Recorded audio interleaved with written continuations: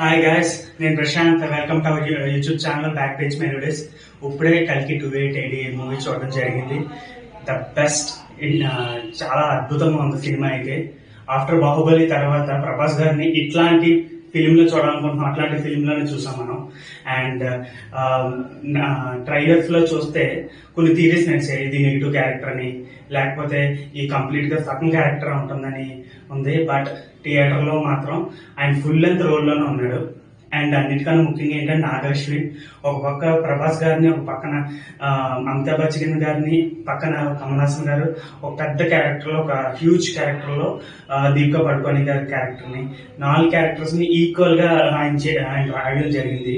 And one more thing వచ్చేటప్పటికి ఈ సినిమాకి ద బెస్ట్ వన్ టెక్నీషియన్ కోసం చెప్పాలంటే అది నాగశ్విన్ మాత్రమే.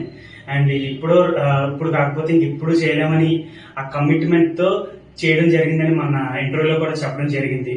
అండ్ వాటితో పాటుగా టెక్నికాలిటీస్, మ్యూజిక్, సినిమాటోగ్రఫీ కోసం చెప్పాలంటే కంప్లీట్ గా చిన్న సెట్టింగ్స్ లో తీయడం జరిగింది. అండ్ దాన్ని ఎన్హాన్స్ చేసి గ్రీన్ స్క్రీన్స్ లో చేయడం జరిగింది. సో ప్రతి చోట కూడా విఎఫ్ఎక్స్ కానీ ఎక్కడ కూడా ఇబ్బంది పడకుండా ద బెస్ట్ సినిమాటిక్ ఎక్స్పీరియన్స్ ఉండడం జరిగింది. అండ్ ఫస్ట్ నుంచి లాస్ట్ వరకు గూస్ బంప్స్ మూమెంట్స్ కానీ, బెస్ట్ బ్యాక్గ్రౌండ్ స్కోర్ కానీ ద బెస్ట్ లెవెల్లో ఉంది.